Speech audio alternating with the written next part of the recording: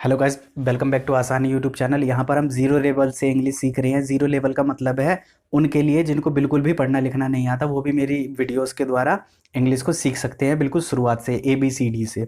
तो अब मैं इसका पहला वीडियो मैंने साइलेंट लेटर का डाला है। आज हम सीखेंगे KGHCUW।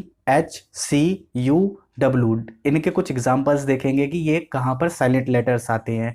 ये सेकंड वीडियो है। इसका फर्स्ट वीडियो आपको लिंक डिस्क्रिप्शन में या मेरे चैनल आसान है पर मिल जाएगा। तो चलिए शुरुआत करते हैं आज की वीडियो की। अब जैसे इससे पहले स्पीकिंग के थोड़े सेंटेंस हम देख लेते हैं। आज हम प्लीज़ देखेंगे। तो प्लीज़ का मतलब क्या होता है? कृपया। हम किसी भी चीज़ को किसी से जब कोई रिक्वेस्ट करते हैं, जब हमसे कोई बड़ा हो या हमें किसी की ज़रूरत हो, तो उससे हम रिक्वेस्ट करके पूछते हैं। रिक्वेस्ट पहले किसी भी चीज़ को मांगने के लिए हमें रिक्वेस्ट करना चाहिए, तो उसी रिक्वेस्ट के लिए पहले प्लीज़ लगाया जाता है। Please give me your time, please मुझे आप अपना समय दीजिए। तो हमें प्लीज़ लगाना चाहिए अगर किसी से कोई चीज़ हम मांगते हैं या किसी से कोई चीज़ लेते हैं, तो हमें प्लीज़ बोलना चाहिए उसे। तो प्लीज़ का हिंदी में मतलब होता है कृपया। अब जैसे यहाँ पे सेंटेंस है, please give me your book. Please कृपया मुझे आप अपनी बुक दे दीजिए, अपनी बुक दे दीजिए। अब यहाँ पे बुक है, बुक की तरह जगह आप कुछ भी लगा सकते हैं। पेन लगा सकते हैं, स्कूटी लगा सकते हैं, कुछ भी, जो भी आपको चीज़ लगाना है तो ऑब्जेक्ट बदलकर आप कुछ भी लगा सकते हैं अपने हिसाब से। तो please give me your book, please help me, please कृपया मेरी मदद कीजिए। Please help me, help me का मतलब होता है मदद, मेरी मदद कीजिए। Please listen to me, please कृपया मुझे सुनिए, कृपया मुझे सुनिए।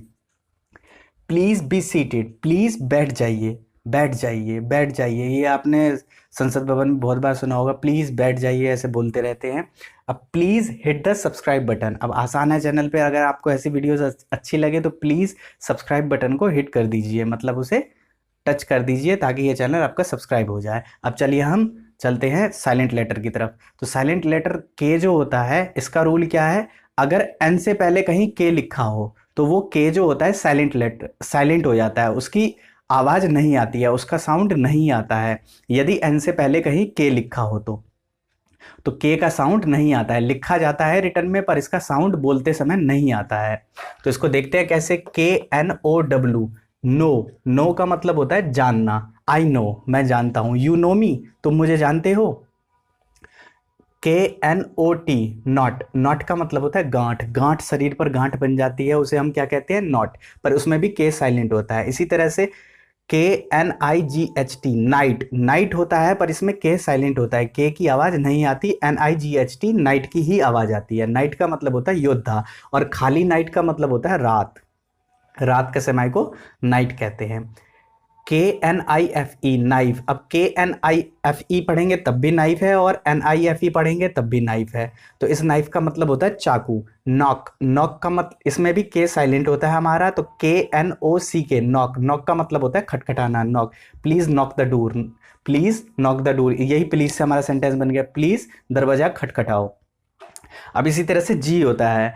अगर एन से पहले कहीं जी लिखा हो तो वो जी भी साइलेंट होता है। एक बार फिर से, अगर एन से पहले जी लिखा हो तो जी साइलेंट होता है। यदि एन से पहले के लिखा हो तो के साइलेंट होता है। ये रूल है, और अगर इसकी कुछ खामियां पता चले तो कमेंट बॉक्स में मुझे जरूर बताना।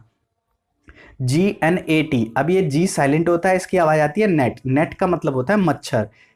RESIGN, resign. रिजाइन होता है पर यहाँ पे जी की आवाज नहीं आती है, तो ये क्या होता है? रिजाइन। रिजाइन का मतलब त्याग पत्र। रिजाइन दे देना, किसी चीज से त्याग पत्र दे देना कि मैं अब ये काम नहीं करूंगा, मैं नौकरी छोड़ के जा रहा हूं। इसी तरह रिजाइन से ही इसका वर्ड है डिजाइन। डिजाइन का मतलब होता है रचना, किसी भी रचना को बनाना, किसी भी चीज को किसी भी चीज को बनाना डिजाइन कहलाता है। SIGN, sign. साइन का मतलब होता है चिन्ह, किसी भी चिन्ह, कोई भी साइन, जैसे बहुत कंपनीज के साइन आपने देखे होंगे, तो इसमें भी SIN साइन होता है, इसमें जी साइलेंट होता है। इसी की तरह रीन। रीन का मतलब होता है शासन करना, इसमें भी जी साइलेंट होता है। तो हर वर्ड के लिए हर वर्ड को नहीं लिखा जाता, पर कुछ जो वर्ड बार बार यूज होते हैं उन सारे शब्दों को यहाँ पे लिखा गया है।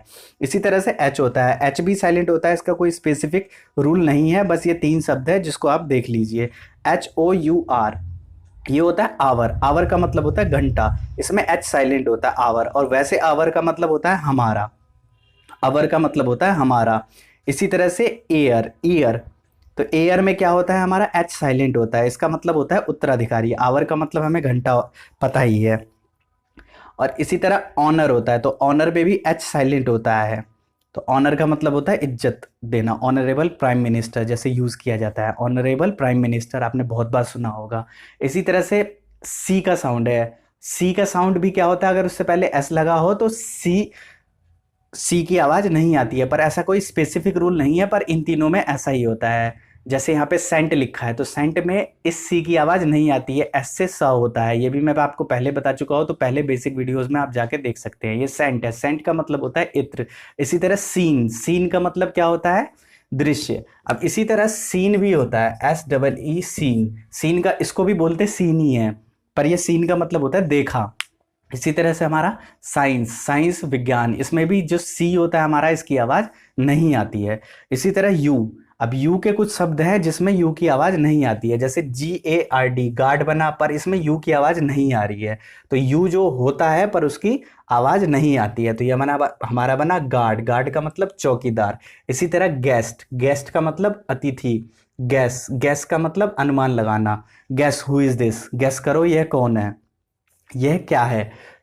चर्न, चर्न का मतलब होता है मथना, किसी चीज को मथते हैं, उसको रगड़ रगड़ के मथना, उसे हम चर्न कहते हैं इंग्लिश में। इसी तरह रैप होता है, रैप का मतलब होता है लपेटना, किसी चीज को लपेटना, जैसे रैपर होते हैं वो भी क्या होते हैं, लपेटते हैं चीजों को।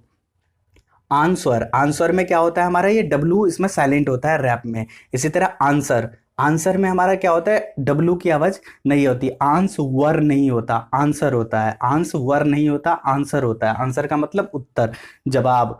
रॉन्ग, रॉन्ग में भी RONG रॉन्ग होता है, इसमें डब्लू होता है, पर डब्लू का कोई साउंड नहीं आता, वरॉन्ग नहीं होता, वरॉन्ग नहीं होता, रॉन्ग होता है। सॉर्ड, सॉर्ड का मतलब होता है तलवार, इसमें भी डब्लू का आवाज नहीं आता है। तो ये साइलेंट लेटर है और ये इसका दूसरा वीडियो है, एक वीडियो और है इसका कुछ लेटर्स के साथ, तो यदि वो वीडियो भी आपको चाहिए तो कमेंट बॉक्स में ज़रूर बताइए। और अगर आप वीडियो को लास्ट तक देख रहे हैं तो आपका बहुत बहुत धन्यवाद। इस आसान है चैनल से जुड़े रहे, यहाँ पर बेसिक वीडियोस ऐसी अपलोड होती रहेंगी, और आपकी जो भी चीज़ें हैं वो मुझे कमेंट बॉक्स में बता सकते हैं। यदि आप और भी कुछ क्वेश्चन पूछना चाहते हैं तो वो मुझे इंस्टाग्राम पे आदित्य मोहन ठाकुर सर्च करके, या फेसबुक पे आदित्य मोहन ठाकुर सर्च करके मुझ तक पहुंच सकते हैं, और अपना कमेंट वहां पे लिख सकते हैं मैसेज में, मैं वहां पे ज़रूर आपको रिप्लाई करूंगा, चाहे कितने भी मैसेज आएँ। तो धन्यवाद इस वीडियो को लास्ट तक देखने के लिए, और एक बार फिर से थैंक्स अलॉट। और इसी के साथ यदि आपको पहली वीडियो उसके थैंक्स के बारे में जानना है, जैसे थैंक्स से रिलेटेड हमारे शब्द हैं thanks, thank you very much, thanks a lot. इसी की तरह no thanks, no thank you, that's all right, so kind of you, mention not, so nice of you, no mention please, it's my pleasure. तो यदि इसका मतलब और इसका use भी जानना है तो हमारा पहले का वीडियो जरूर देखिए, और इस वीडियो को लास्ट तक देखने के लिए बहुत बहुत धन्यवाद, थैंक्स अ लॉट। मिलते हैं एक नए वीडियोस के साथ अगली बार।